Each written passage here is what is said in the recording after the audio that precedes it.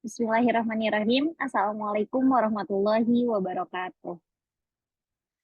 Perkenalkan, kami dari kelompok 8, kelas AB Intra 1, akan mempresentasikan mengenai analisa studi kasus kami pada W Company. Next. Di sini anggota kami ada 5 orang yang terdiri dari saya sendiri, Siva Milenia, terus ada Halisa Amanda, yang ketiga ada Vito Feldihan, terus ada yang keempat ada Ivan Pradipta, dan yang kelima ada Muhammad Pasti Fadila. Next. Next. Di sini saya akan menjelaskan untuk W Company itu sendiri. Nah, perusahaan W ini yang telah menjalankan bisnis selama 20 tahun berlokasi di daratan Cina, Hong Kong, Taiwan, Amerika Serikat, dan negara serta wilayah lainnya. Nah, perusahaan W ini mengambil teknologi inovatif dan produk terkemuka sebagai prinsip dan menjanjikan integritas, kompatibilitas, keamanan, stabilitas sistem karena ada dua alasan. Di satu sisi, itu bergantung pada teknologi produk, kualitas layanan, dan keunggulan dalam penelitian, pengembangan, penjualan, produksi, dan layanan. Di sisi lain, hal ini juga disebabkan oleh kerjasama dengan universitas dan lembaga penelitian ternama serta perubahan teknologi internasional. Hal ini juga membuat hubungan win-win antara perusahaan dan pelanggan. Kesuksesan perusahaan W juga memberikan kontribusi yang kuat untuk membuktikan solusi untuk manajemen kualitas produk pengembangan produk baru. Next.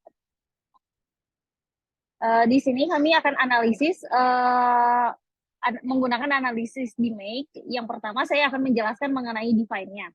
Jadi define ini merupakan fase menentukan masalah. Fase ini tidak banyak menggunakan statistik atau alat-alat statistik yang sering dipakai pada fase ini adalah diagram sebab akibat atau yang biasa dikenal dengan fishbone dan diagram Pareto.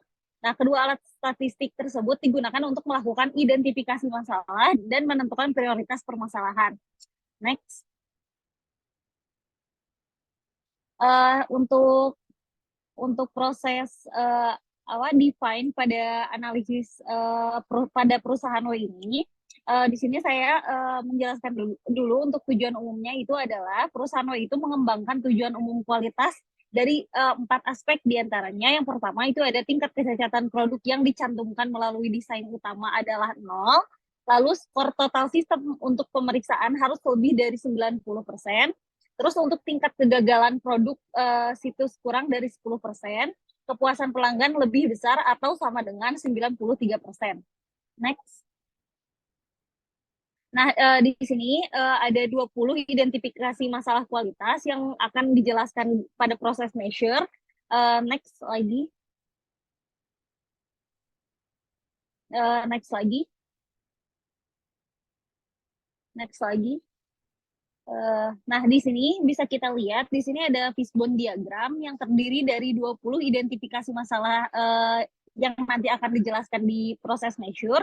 Nah, di sini kita bisa melihat inti permasalahan pada analisis perusahaan W ini bisa dilihat itu adalah adanya kualitas manajemen kualitas pada produk W company pada produk pengembangan produk barunya. Next. Silahkan, Fadil. Selanjutnya ada bagian measure. Dalam manajemen kualitas proyek pengembangan produk baru Y Company, aktivitas harus sesuai dengan kebijakan kualitas perusahaan, yaitu teknologi yang sangat baik, produk berkualitas tinggi, pelayanan yang kredibel dan tulus. Selain itu, Y Company juga mengembangkan kebijakan kualitas untuk mengurangi zat berbahaya atau kebijakan pengecualian kualitas HSF yang bertujuan mencegah polusi, mengurangi biaya, dan terus meningkatkan kualitas. W Company telah menetapkan tujuan umum kualitas dalam 4 aspek. Tingkat cacat produk harus 0, melalui desain utama skor total sistem pemeriksaan harus lebih dari 90, tingkat kegagalan produk di lokasi produksi harus kurang dari 10%, dan kepuasan pelanggan harus lebih besar atau sama dengan 93%. Di sini W Company menerapkan standar ISO 9001-2000. Namun, perusahaan juga melakukan penyesuaian pada sistem manajemen kualitas Beberapa hal yang dilakukan adalah pengenalan proses yang terlibat dan pembentukan file-file spesifik, implementasi dan pemeliharaan sistem manajemen kualitas di internal perusahaan dengan upaya terus-menerus untuk meningkatkan kualitas. Manajer bertanggung jawab atas pembentukan dan pemeliharaan sistem manajemen kualitas organisasi. Departemen bertanggung jawab atas implementasi dan pemeliharaan sistem serta meningkatkan departemen mereka sendiri.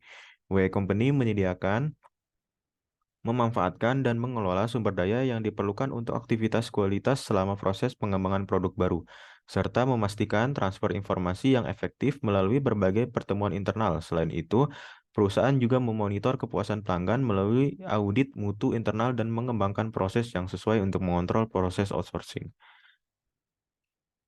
Selanjutnya di sini terdapat 20 masalah yang diidentifikasi dalam manajemen kualitas proyek pengembangan produk baru, termasuk yang pertama, kinerja keandalan produk baru yang buruk, tingkat keperbaikan yang tinggi, dan masalah pada beberapa batch produk. Terdapat kesenjangan yang besar dari target yang ditetapkan. Yang kedua, kualitas produk baru tidak mampu mendukung perkembangan bisnis yang cepat. Produk baru mengalami banyak masalah konsensi dan masalah serius pada garis berhenti produksi. Yang ketiga, kinerja kualitas pemilihan yang buruk. Sebagian besar bahan tidak dapat mencapai persyaratan kualitas dasar. Hal ini menimbulkan tekanan besar pada proses pengolahan dan perakitan yang mengakibatkan ketidakstabilan kualitas produk baru. Yang keempat, jumlah keluhan pelanggan meningkat secara signifikan. Tekanan biaya layanan meningkat secara signifikan. Yang kelima, organisasi kualitas tidak dapat mendukung seluruh bisnis Y Company dengan baik. Yang keenam, peran dan tanggung jawab dalam organisasi manajemen kualitas tidak jelas. Yang ketujuh, struktur organisasi model pengembangan produk terpadu atau IPD masih dalam tahap awal. Organisasi tim manajemen portofolio terpadu atau IPMT atau tim pengembangan produk PDT belum sepenuhnya matang. Yang kedelapan, aktivitas manajemen kualitas tidak jelas, sistem komunikasi dan pelaporan tidak lancar. Yang kesembilan, sistem proses belum terintegrasi. Yang kesepuluh, evaluasi sistem proses belum sempurna. Yang kesebelas, standar desain produk baru belum sempurna. Yang kedua belas, sistem standar kualitas produk baru belum sempurna. Yang ke-13, mekanisme dekomposisi target kualitas belum sempurna. Yang ke-14, perencanaan dan fase peluncuran proyek kurang terkelola dengan baik. Yang ke-15, kurangnya mekanisme pemantauan dan evaluasi untuk proyek produk baru. Yang ke-16, manajemen data proyek produk baru yang lemah. Ke-17, deskripsi kemampuan yang diperlukan dalam posisi tidak jelas, sumber daya tidak digunakan secara maksimal. Yang ke-18, dukungan alat IT untuk bisnis belum mencukupi. 19, metode rekayasa yang baik dan praktik konkret tidak diimplementasikan secara efektif dalam perusahaan. Yang terakhir, yang ke-20, kesadaran kualitas di antara karyawan rendah, pelatihan tidak diimplementasikan secara efektif.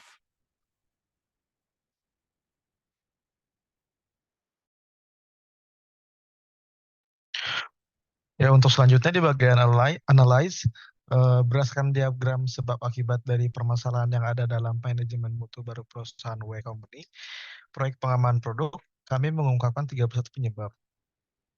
Bersama proses analisis cluster. Melalui analisis clustering untuk 31 faktor yang mempengaruhi, kami mendapatkan hasil seperti yang ditujukan pada tabel 1 di samping. Yang kedua, proses desain bobot. Kami mengalokasikan bobot faktor-faktor kunci yang mempengaruhi dengan proses hierarki analitik atau AHP. Dengan lapisan pertama adalah lapisan target, yaitu manajemen kualitas pengembangan produk baru perusahaan W. Lapisan keduanya adalah faktor lapisan indeks. Kami mendapatkan hasil penilaian dari 10 ahli dalam W perusahaan, menggunakan metode ahli dan kemudian tangani hasil penandaan dengan expert choice.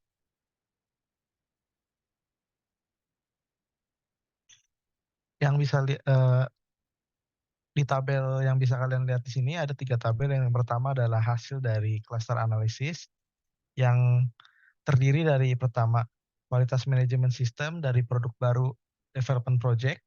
Yang kedua ada executive ability of quality management organization is insufficient. Yang ketiga, process system is not perfect. Yang keempat, procurement quality control is weak. Yang kelima, the value of employee deviate from business goals. Yang keenam, the training scheme for employee is not reasonable. Yang ketujuh, the enterprise basic resources are not effective utilization. Yang bisa kalian lihat di tabel kedua adalah hasil dari AHP. Yang tabel ketiga adalah berat alokasi dari hasil tabel tersebut.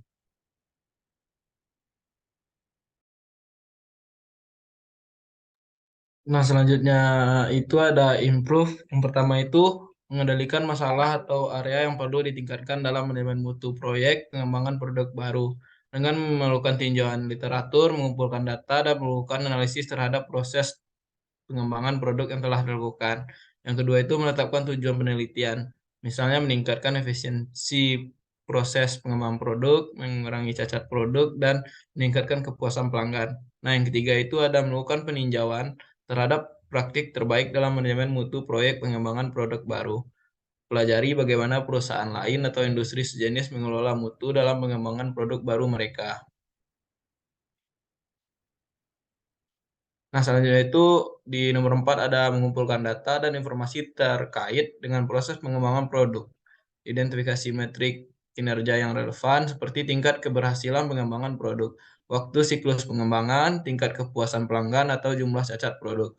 Nah, yang kelima itu ada melakukan analisis terhadap data yang telah dikumpulkan.